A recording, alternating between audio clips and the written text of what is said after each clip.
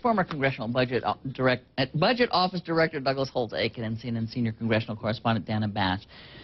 I've had talked to a lot of folks like you all that have said, you know, the truth is there's not a whole lot a president or even the Fed can do to make a major change in the state of the economy, that we are now looking at a kind of a new normal with above 6% unemployment for the out years, as they say, maybe a decade or so to come. Do you go with that? Not me. No, I disagree totally with that. I think our economy is on the precipice of very strong economic growth. I think American companies have restructured, gotten their cost structures down, they've reduced debt, they have lots of cash. It's a matter of confidence. It's not a matter of ability to go out and expand, and I think they will. And I think there's a lot that the Federal Reserve and the administration and Congress can do. Most importantly, you were talking about this with Senator McConnell, is we got to nail down this fiscal cliff, because this is making business people nervous, and it's the reason why they're not taking that step to hire more workers. So I don't think we're in a new normal. Are you bullish about the future?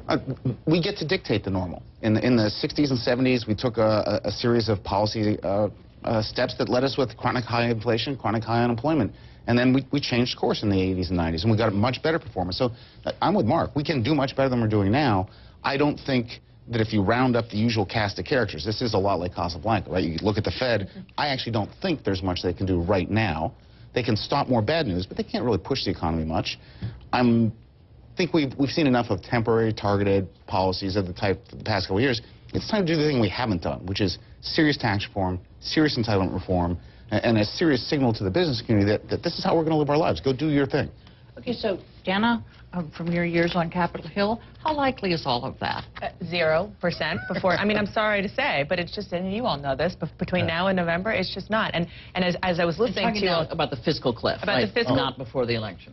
Correct. And listening to you all talk, I'm thinking, my wheels were turning, thinking how easy it would be for Congress to give some confidence to employers, to give some confidence to Wall Street by saying, you know, we're going to come together and decide, for example, how we're going to deal with the Bush tax cuts that are going to expire at the end of the year. They're not going to do it. There's no way, because those are political clubs that each side is using to hit the other with, and they think in a strong way before November. And it's actually sad, but it's a cold, hard political fact. Can I say, I don't think it doesn't matter before the election, because I don't think anyone on the planet thinks they're going to do anything before. Yeah, so no business person. Do you think they'll even do it by December 31st, or are we going to get one of those, okay, for the next 3 months, let's keep things how they are? No, I think what people, generally business people are expecting is that they'll get it together before it really matters, and that is before the next debt ceiling hits, and that's probably next February, March. So we may actually go into early next year, tax rates rise, but that may be the thing that actually is the catalyst for generating a solution here. This is a longer debate, but I think that's really a dangerous way to think. I mean, it is in fact going to matter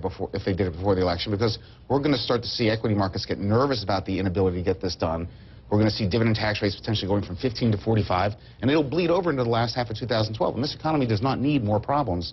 And if you get to the end and let taxes go up, the only way you can get through that successfully is have markets believe that there's a deal out there that brings them back down. And they don't believe there's a deal anywhere. No. Yeah. And guess what? Rightly so at this point. You know, I just want to say one thing. One thing I was thinking about, because Doug, of course, you were the economic advisor to John McCain. Yeah, I remember that. was when the whole financial market collapsed in September of 2008, you saw his poll numbers collapse with it, and you never recovered.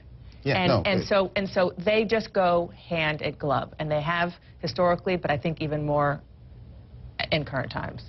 But then why we're not seeing the same thing actually with the president? I mean, there is a continuing crisis in households, even if we think overarchingly the economy is on its way to growth, as you think it is, both of you think it is eventually. So why has the president been able to sustain his popularity, really? I mean, he may become, obviously we haven't had the election, but he may become the first president to be reelected with that kind of, you know, an 8% unemployment rate, basically. Yeah, but remember, in 2008, John McCain held in there, even though, you know, the economy wasn't doing that great, and Republicans owned the economy at that point, and we had oil prices at $140 a barrel. The economy was suffering from a lot of distress. It was hardly a great summer, but he did fine until there was clear indications of bad news. So the risk for the president is further bad news out of Europe, or the global slowing, or the impact of the fiscal cliff.